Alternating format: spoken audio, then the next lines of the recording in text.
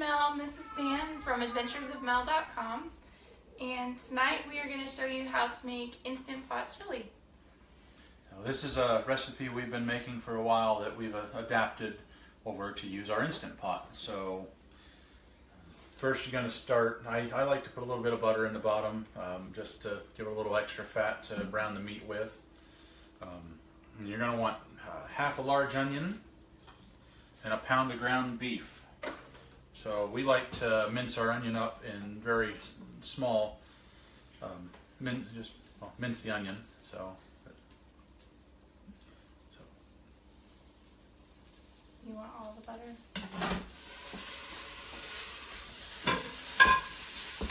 So we put in about a pound of ground beef, and we're just going to let that brown up in the butter. And when he gets the onion chopped, we'll throw that in with it to give it added flavor.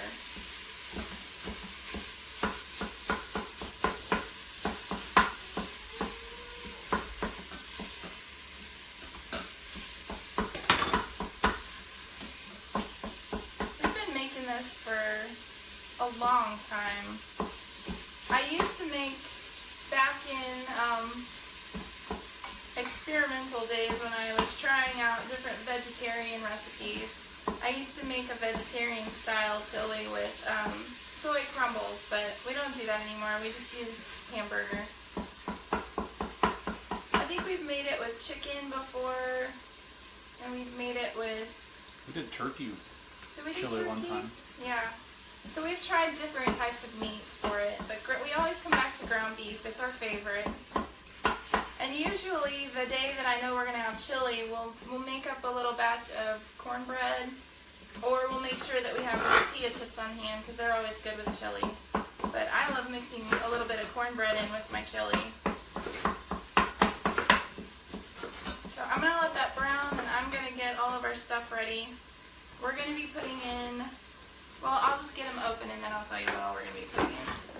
We're going to be putting in chili beans, some tomatoes, and then some spice, some seasoning. So this recipe generally will serve, depending on your portion size, will generally serve 4 to 5 people. And if you pair some cornbread with it, you might be able to get a little more than that out. We usually always have leftovers for the next day, which is nice when it comes to lunchtime the next day.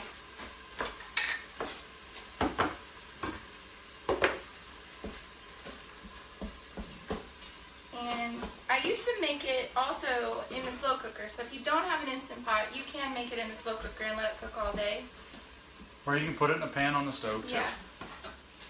So these instructions can pretty much mix for any method of cooking, honestly. Yep, it's delicious any way you make it. Just the Instant Pot is nice because you can make it really quick.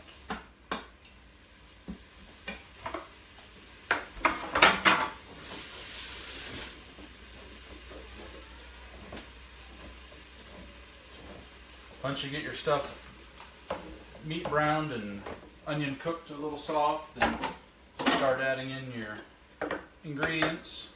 We add 2 cans of chili beans, and we do not... Here, I'm going to let you deal with this can opener. So we do 2 cans of chili beans, and then we do a can of diced tomatoes. And you can use crushed or pureed tomatoes if you want. Are they... Hi, Kristen. How are you? Hello, Kristen. It is an Instapot. Yep. Well, is it Insta or Insta? I don't know. It's Instant Pot. Instant Pot. Yeah. Or Instapot. It's our favorite kitchen appliance right now. Cooker bestowed upon us from God. Do you have one, Kristen?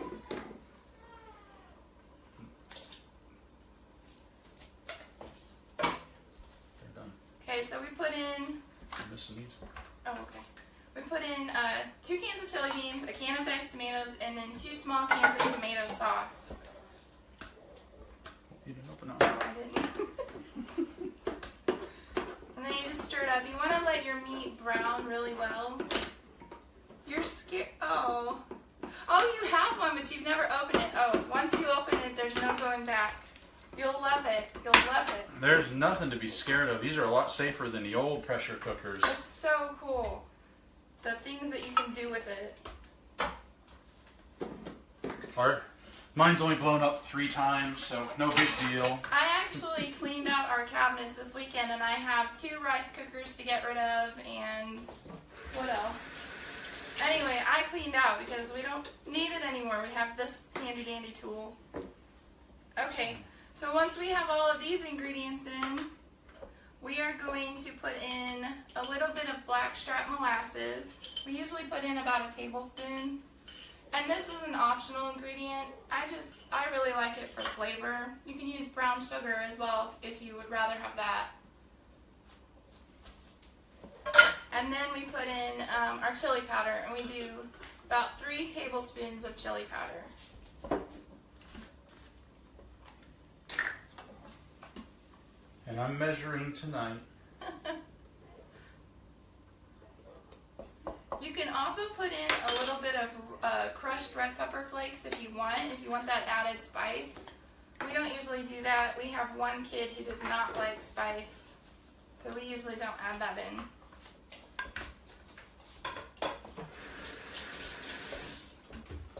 So once you got your meat browned, your onions softened, and the rest of your ingredients put in, I usually just let it heat up just a little bit for a couple minutes, and then go ahead and put the top on. She's asking if this recipe is on my site. I have an old version of this recipe on my site, but I'm planning to update it in the next couple of weeks, so that will be there soon. But then once you got this on, I usually, for this, probably want about 10 minutes. So your meat's cooked, your onions are softened, the rest of your ingredients in. You kick it in for 10 minutes. And then you let it.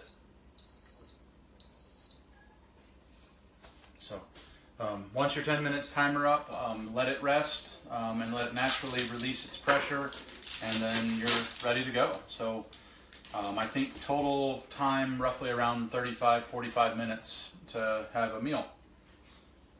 So we already cooked up a little batch before the video. So we're just gonna dish it up, show you some of our favorite. We don't have any cornbread made, but we do have sour cream, and we always like to shred a little bit of cheddar. Kristen, what do you like in your chili? Do you add any extra ingredients once you dish it out?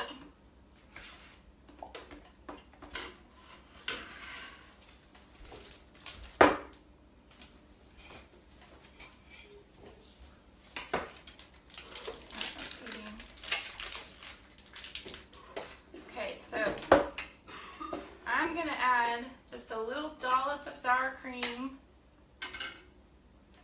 And then I'm going to shred a little bit of cheddar on top.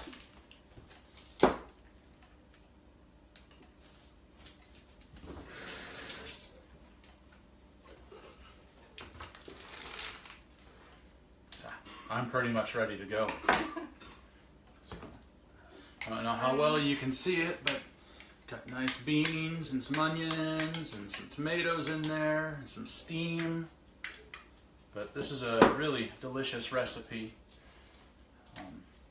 With the tomato sauce, it's a little bit thicker than traditional chili, but it goes really well, especially on a nice chilly night outside. So next week we'll be back, probably about the same time, and we will be back with a sausage and chicken casserole, and it's actually a low-carb recipe. So we'll be showing you how to make that. And it's really delicious, and our kids love it too. So it's a kid-friendly recipe, and it's full of vegetables. Well, thank you much. Hope you enjoyed the video. Follow us and check us out next week. So have a good night.